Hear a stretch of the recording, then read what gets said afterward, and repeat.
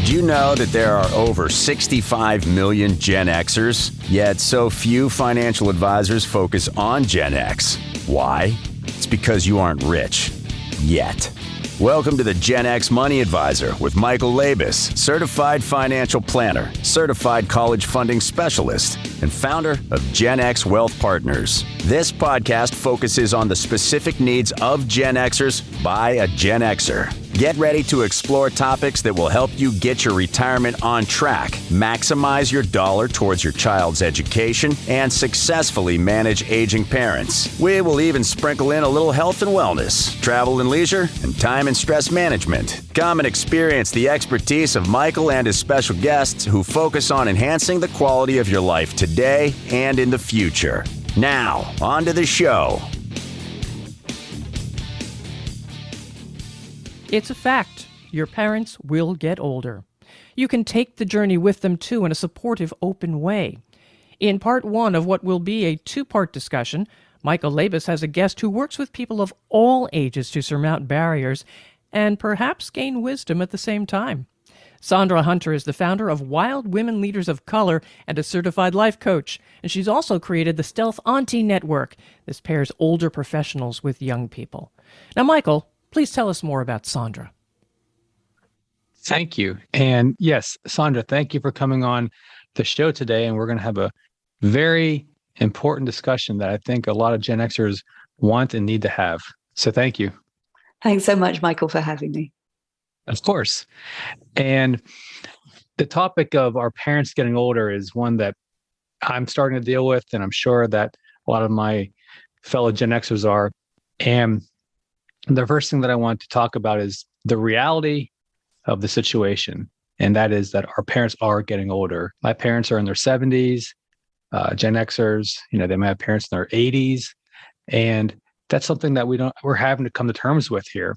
Absolutely. And, our parents, they're not immortal. And there's a lot of discussion points to focus on here. I'd like to address these with you here today. And I want to start off with, I think, a good starting off point, which would be the health issues.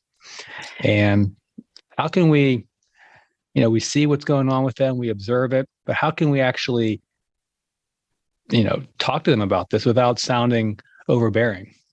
Right. It's a really tough situation to be in this point of awareness, right? We're talking about actually being aware of mortality. And most of the time, especially in Western cultures, we like to ignore mortality, particularly in America. I've noticed this since I've been here. It's about being productive. As long as you're a productive member of society, then you're going to be embraced, or at the very least tolerated, because you're providing something, you're providing a service, you're working.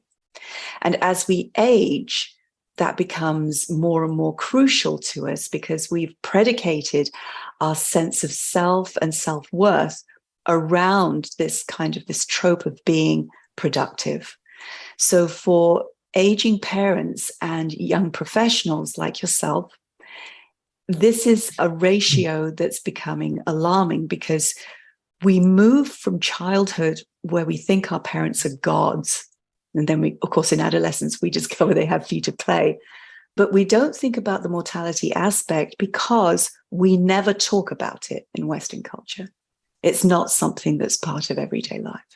If you look at other cultures, African cultures, and particularly part of my culture, which is Indian, death is part of life, and that's much more accepted. Whereas in Western culture, it's not, because as I said, everything in Western culture goes to the GDP, it goes to, being improved and success and, being number one, the American dream, that fallacy that we live with. So when we are faced with aging parents, this is kind of a shock.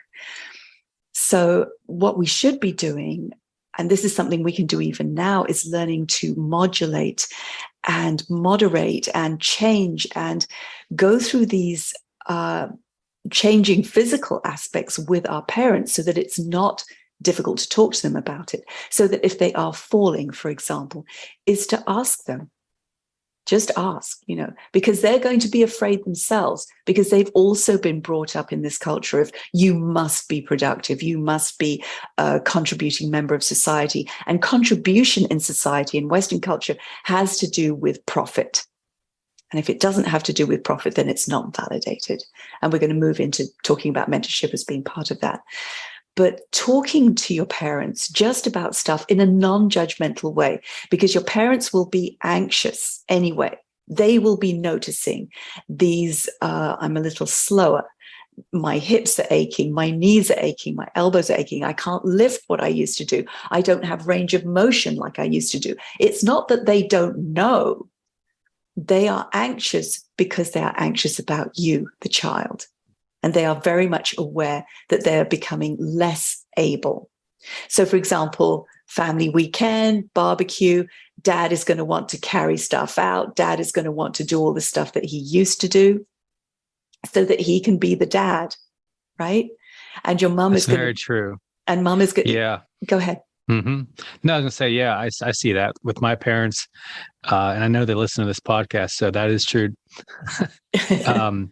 They're listening. They will acknowledge that. But even with my friends' parents, yeah, I mean they're taking on odd jobs. I know one of my friends' dad, delivers food just to feel like he's part of the society still.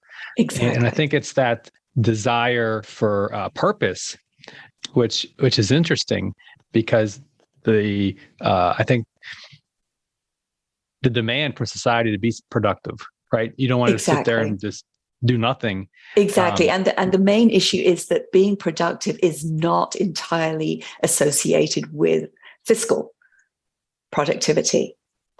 And so it becomes much more important for people to remain productive, but not just, oh, well, I'd better volunteer at the supermarket, or not volunteer, you should be paid for that, but volunteer maybe at the library, or volunteer here or volunteer there. And volunteer work is great, but there should be a sense of purpose associated with that. And that is crucial, absolutely central, so that aging parents should know that they have a wealth of experience and wisdom that is absolutely essential for younger people. And it's not, that they shouldn't be made to feel that they are less productive or less essential just because they are aging. They actually have more to offer. And this can actually be seen fiscally compensated in consulting work for some people. So if you are a professional, you can do, part-time consultation. You can do emeritus work as an older professor. But what I'd like to get to is the issues of understanding that the body does fail and being able to talk about that without feeling ashamed or embarrassed or guilty. And very often older parents will feel guilty that they can't do what they used to do. But this should be a discussion that starts to happen. And if you haven't started that discussion, do it now. Do it soon. Don't wait until it's, oh, well, we've got to get mum or dad into care. Because at that point, there's no discussion and it becomes somebody taking a decision away from them. So it should be a joint conversation. And, you can ease into this conversation too by talking about your own aching knees or your own aching back, or things that you realize that, because as a young professional, we're talking about Gen X being in their 30s, right? Or maybe heading into their 40s, maybe even a little older. So there will be things that you too are not able to do. You're not the basketball player you were in your 20s, or the swimmer, or whatever it is, that you were great at. So beginning to share your own fallibilities, your own physical fallibilities, will help to open that discussion. That's for sure. I know I can't do certain things that I could do 10 years ago. I mean, I could still do them, but the recovery is longer, and I'm not as fast as I used to be. So yeah, I mean, it's starting to happen, with us as well, but obviously not to the extent of our parents. So, I think understanding our role is what I struggle with, and probably my peers struggle with, is what do we do, right? We don't want to necessarily become the parent and then now they're the child. I don't think anybody wants that, right? We have kids of our own, but I think understanding our role, because we don't want to overstep, right? But I think we all want to help them too. And maybe there's a fine line there. I don't know. I think you're right, what Michael. I struggle with. And I understand the anxiety, but opening these discussions and helping your parents understand we're in this together. This is not about me taking control, making you sign powers of attorney forms or anything like that. It's about how do we face this together so that we can have the best relationship we can have as we move forward into this next period of life. It's not about you have to do this and you have to be taken care of, because that's taking away agency. And it has to be understood that both the child, you as the child, and your parent both have agency, and you're sorting it out together. What makes most sense? Okay, Dad, I can see that's a little heavy for you. Could I help with that? Could we do this together? Rather than let me do this or let me take over that. And that effectively reduces efficacy in the parent, and the parent will feel that they're being pushed aside. But if you're beginning to have these discussions, then you are moving into a relationship that's much more mature, so that you are still the child and they are still the parent, but now you are an adult child and they are an older parent. And understanding how that works takes negotiation for all parties. Everybody has to be on board with it. And sometimes it can take a little time, but starting that discussion now, just with, what we can do and what we can't do, and what might be modulated and moderated so that we can assist each other. It's so important that we do this together. I think the word that comes to my mind, it would be denial. Mm-hmm. Because, as a child, within the past 5 years, there are certain things that I could do with my parents that, I could still do today, but nowhere near the extent. So the drop off, it's somewhat precipitous in terms of what you can and can't do. And that drop off happens at different ages for everybody, mm-hmm. right? And I don't want to treat my parents any differently. I don't want to coddle them or anything to make them feel like they're needy. Mm-hmm. So that's my struggle is just reining back in the activity, because you want to do certain things with your parents and you can't, or not to the same extent. And then as a parent, I can only imagine they feel inferior perhaps, or like depressed, or they're in denial. So they try to offset that. Yeah, let's take an example here. In my ex-spouse's family, very huge camping culture. And so it was camping in all weathers, snow camping, spring camping, whatever it was, they camped. Now, of course, that's not possible for him. He's a lot older. So we're kind of beginning to, not we, because I'm not with him anymore, but his kids are now beginning to say, well, let's do an Airbnb now. We can still go and hike. We don't have to do the 15-mile hikes that we used to, but there are still amazing places in Escalante, in Arches, that we can go to that are maybe 3 miles or 2 miles, or we can just go look at a view, but we can do this together. And you'll understand as you move into this period of life, yes, some things are not as possible as they used to be, particularly if it's something like camping or backpacking, which is just not feasible anymore. But there are still incredible places in America you can go to. And the ultimate thing is we are doing this together. That's the crucial thing. When you eventually, whatever it is you were doing in the 15-mile backpacking trip, or, whatever, a hike or whatever it was, the point was, yes, it was something that you were doing, and you were going along the trail, but it was that view at the end. It was sitting down with a cup of coffee in the morning. It was looking at that view over the mountains or the lake or the river. It was doing it together. It was sharing it together. Those are the memories that we take with us, and those are the memories that can still be created. But the crucial word is together. So how do we start this conversation? There's really no segue into it that I can think of, at least. So is this something that it would just be a situational where something happens and then that may trigger the discussion? Or do you, I'm a planner, obviously. I would, hey, Mom, Dad, I want to have dinner with you, and then I have a discussion with them. That's how I would do it, because that's how I think.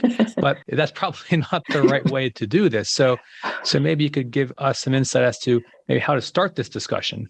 You really don't want to sit your parents down at a dinner and start interrogating them. That's not going to go well. I told you that's the wrong way. That's right. This is why you're on the show here today. It comes about gradually, right? You start opening the discussion as soon as you can with little things like joint projects. For example, there might be a house project that requires ceiling work. It could be electrical wiring. It could be changing light bulbs. It could be something where the parent might be up on a ladder, which would be a precipitous place for them to be, right? And it's not that you can't do this. It's just, let me be here. So you could be holding the ladder. Just let me just be here, Dad, while you do this, and just let that happen. And at some point, as you're doing these chores together, there's got to be a sense of trust, right?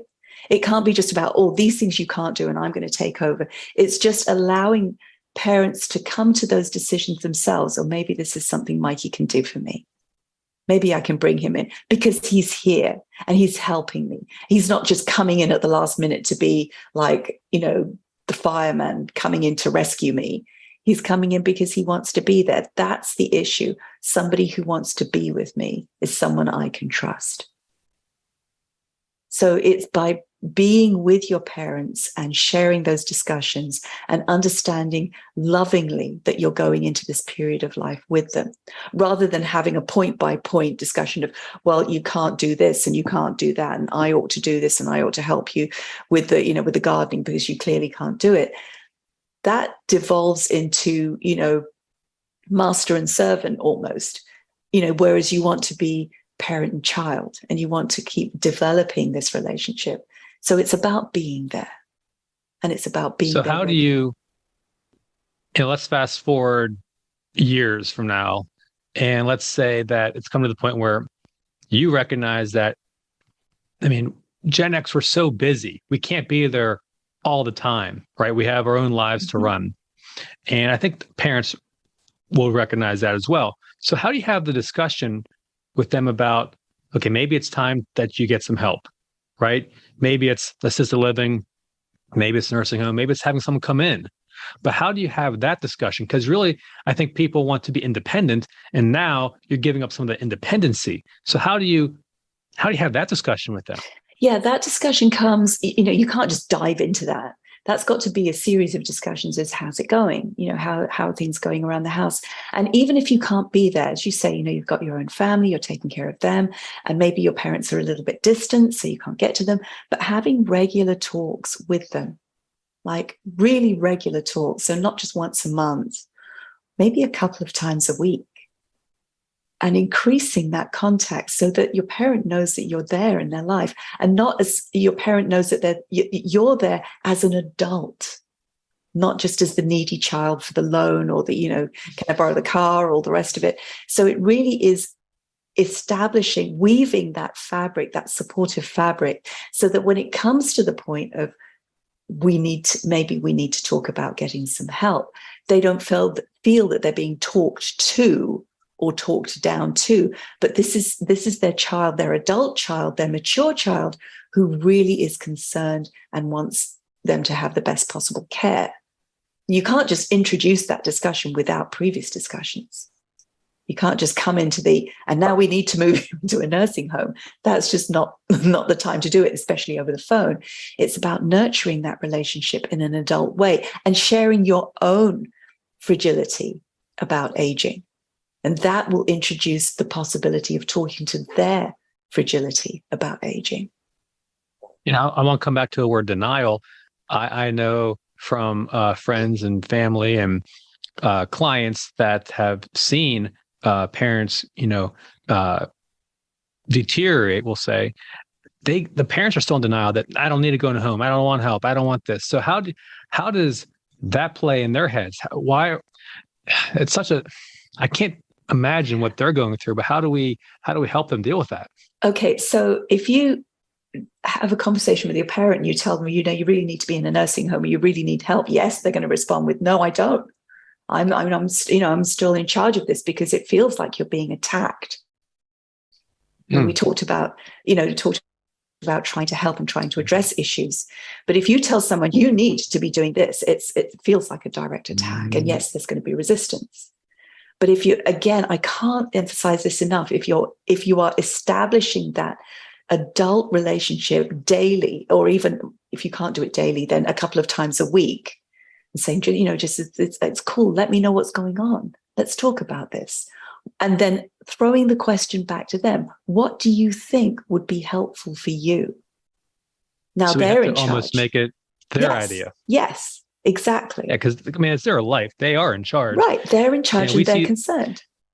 We see things from one angle, which is, what we observe, but they can feel it that we can't.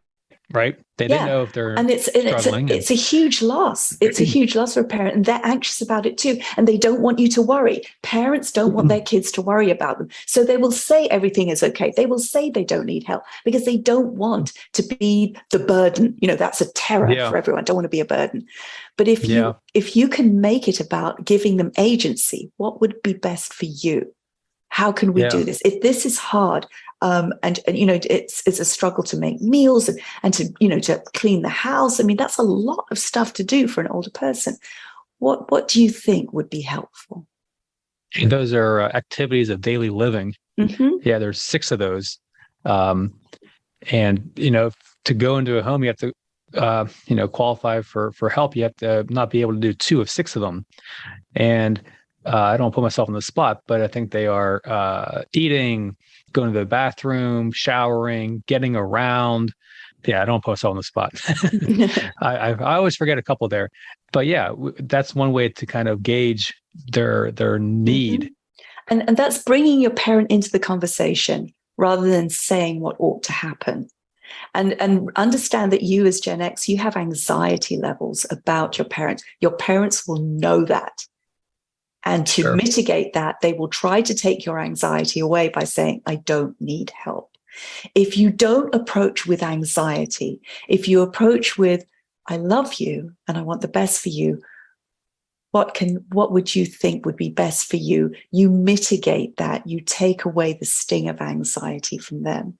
And then we start to talk. There's going to be anxiety around it anyway, but trying to reduce it as much as possible and to help them understand that we're in this together.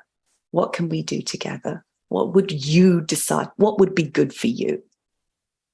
So how can we help our parents, gain purpose, a sense of getting up in the morning? I mean, interestingly enough, one of the questions I ask when my clients retire is, all right, what are you going to do with yourself? Right? Mm-hmm. You don't have to have you want to continue to have a purpose. And I see some clients who say, oh, yeah, I'll be fine. I'll have plenty of things to do. Then 2 years down the road, they're like, I shouldn't have retired. I don't know. This didn't work out. I'm bored. I don't know what to do.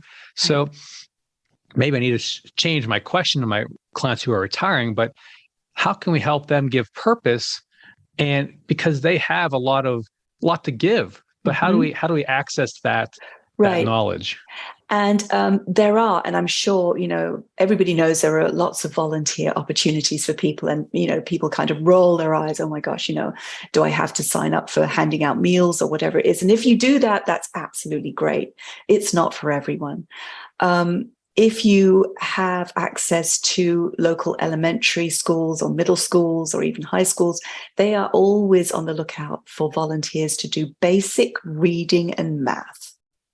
And those are after school care programs. And you can sign up, you get a background check, and, you can canvass yourself and say, I'm somebody who has a lot of knowledge as an ex-English teacher or as a nurse or as, whatever it is you used to do. You will get a lot of response. And being around intergenerational work is the most vivifying and exalting and exciting work you can do as an older person, because you have a wealth of experience and knowledge that is so valuable and essential for younger people. There is also, and something that I do in my program, is connecting older professionals with young people just going into the workplace. So young career professionals. And my mentorship program is called the Stealth Auntie Network, and it matches older professionals with younger people going in. And there's a 2-month period where you learn how to do that. You are introduced to your mentee and you continue that relationship. And there are people who come back for another mentee. They enjoy it so much. But the idea of purpose, this is where it comes from. It's not just you doing what might be termed menial work or repetitive work. And please let me stress, there is nothing wrong with menial or repetitive work. But for somebody who is trained as a professional all their life and they have been at the peak of their game, they might want to do something else. And you have that experience and knowledge that you can actually impart to a young professional. And this gives so many, I've seen this over and over again with older professionals realizing that they've got something to get up to in the morning, that their mentee is waiting for them. Their mentee needs support. And it could be as small a thing as, how do I socialize? You know, the younger generations coming in now have no clue about IRL, in real life, workplace situations, because, you know, we've been attached to devices for so long and we've had COVID for a couple of years. So post-pandemic, your experience as an older professional is crucial, is invaluable in helping a younger person absolutely socialize and acclimatize and calibrate to a new situation where they will learn how to interact with colleagues and to learn how to interact on a professional basis. You have that knowledge.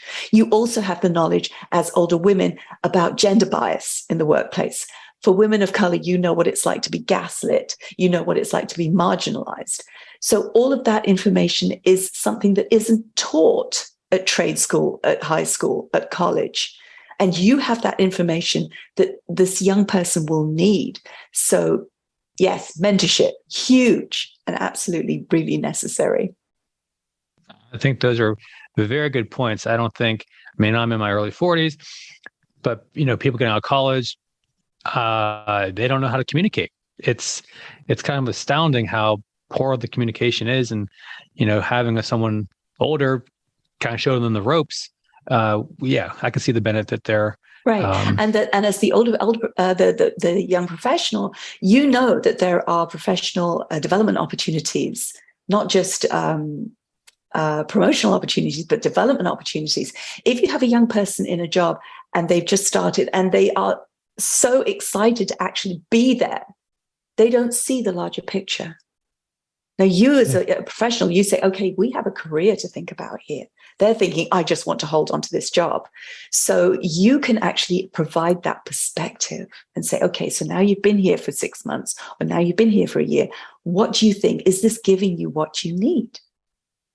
And if a young person is intimidated, they're going to be less effective at their job. And that's to do with either gender bias, ableism, racial issues, whatever it is.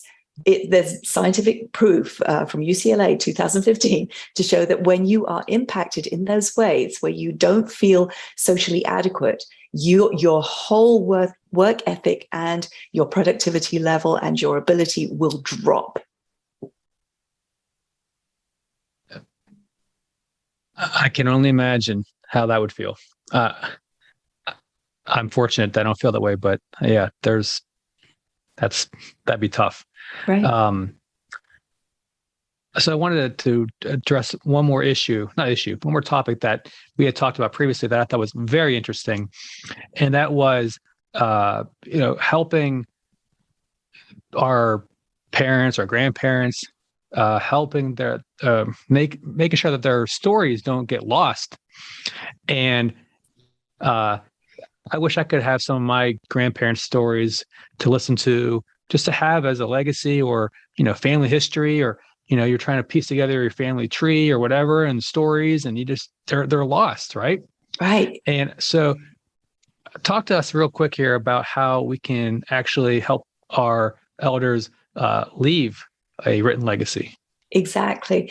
And this is such a crucial point, because this history is crucial for the next generations coming up to feel grounded, to feel rooted, to feel themselves, to feel their self-worth in having their elders, having their ancestors pass on this information. Storytelling and being situated in story. And, this is another way for young people for people of your age to connect with their parents, to start building that bond, to start building that trust, is tell me about.